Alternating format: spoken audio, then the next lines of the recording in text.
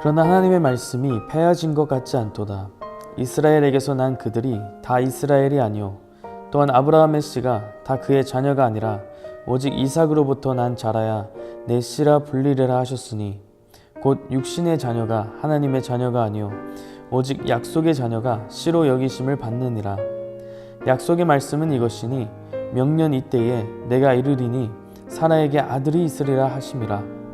그뿐 아니라 또한 리브가가 우리 조상 이삭 한 사람으로 말미암아 임신하였는데 그 자식들이 아직 나지도 아니하고 무슨 선이나 악을 행하지 아니한 때에 택하심을 따라 되는 하나님의 뜻이 행위로 말미암지 않고 오직 부르시는 이로 말미암아 서게 하려 하사 리브가에게 이르시되 큰 자가 어린 자를 섬기리라 하셨나니 기록된 바 내가 야곱은 사랑하고 에서는 미워하였다 하심과 같으니라.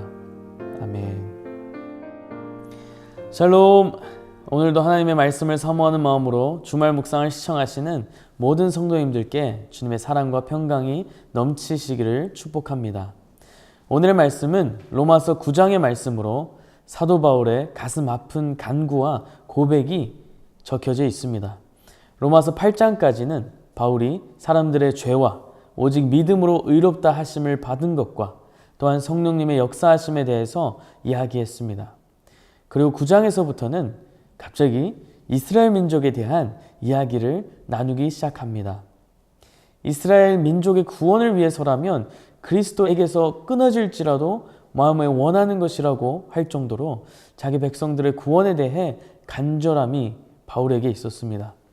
사실 바울은 이방인의 사도로 부르심을 받았는데 이것은 스스로도 그렇게 인정하는 바이고 많은 사람들이 증거하고 있는 일이기도 합니다. 그러나 바울은 늘 마음속에 자기의 민족, 이스라엘 백성들을 사모하는 마음이 있었습니다. 바울이 복음을 전했던 시기는 사실 유대인들이 강력하게 그리스도인들, 즉 그리스도를 따르는 자들을 핍박하고 괴롭혔던 시기였습니다. 많은 유대인들은 예수님을 메시아로, 구주로 인정하지 않았고 거절했습니다. 이것은 바울도 수없이 경험했던 것이죠. 항상 어딜 가든지 전도로 나갈 때 먼저는 유대인들의 회당에 가서 복음을 전했습니다. 아무쪼록 단 한 사람이라도 이스라엘의 백성들이, 이스라엘 사람들이 예수님을 믿을 수만 있다면 바울은 복음을 전하는 것에 머뭇거림이 없었습니다. 그러나 늘 회당에서 쫓겨나거나 거절당하기 일쑤였습니다. 거절을 당했을 때에는 이방인들에게 복음을 전하러 나아갔던 것이죠. 사실 재밌는 사실 중에 하나는 로마서의 배경이 되는 이 로마 교회는 사도 바울이 세운 교회가 아니었다는 것입니다. 원래는 예루살렘에서 처음 교회가 세워지면서 로마에 살고 있는 유대 출신의 이 기독교인들이 로마로 돌아와 세운 교회가 바로 이 로마 교회인 것이죠. 그러나 AD 49년에 클라우디우스 황제가 로마에서의 유대인 추방 명령으로 로마 교회에는 이제 이방인들을 중심으로 재평성하게 되는 일이 있었습니다. 그런 가운데 로마의 교인들은 율법과 또한 예수 그리스도를 통한 구원 사이에서 갈팡질팡했습니다. 과연 율법을 온전히 지켜야 구원을 얻는 것인가? 아니면 전적으로 예수님을 믿는 믿음으로 우리는 구원을 받는 것인가? 사도 바울은 오직 믿음으로 구원을 받는 것이 옳다고 강력하게 도전했습니다. 그리고 9장에서부터는 자기 민족들이 복음을 거절하고 있는 상황에 대해서 이렇게 이야기를 하고 있습니다. 그러나 하나님의 말씀이 폐허진 것 같지 않도다.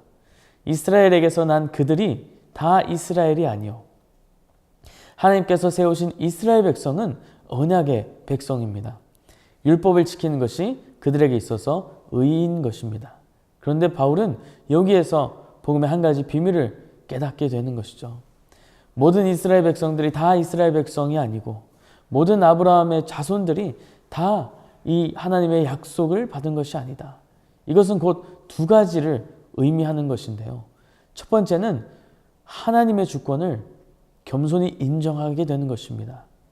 이스라엘 백성들이 복음을 거절하고 구원을 받지 못하고 있는 사실에 대해서 바울은 애통하면서도 이것은 전적으로 하나님의 섭리 가운데 있고 하나님의 주권이 지금 역사하고 계심을 인정하고 있는 것입니다. 오늘의 말씀 10절에 그뿐만 아니라 또한 리브가가 우리 조상 이삭 한 사람으로 말미암아 임신하였는데 11절 그 자식들이 아직 나지도 아니하고 무슨 선이나 악을 행하지 아니한 때에 택하심을 따라 되는 하나님의 뜻이 행위로 말미암지 않고 오직 부르시는 이로 말미암아 서게 하려 하사 아직 나지도 못하고 또한 선이나 악이나 아무런 행위도 없었던 쌍둥이 야곱과 에서 중에서 하나님은 야곱을 택하셨습니다.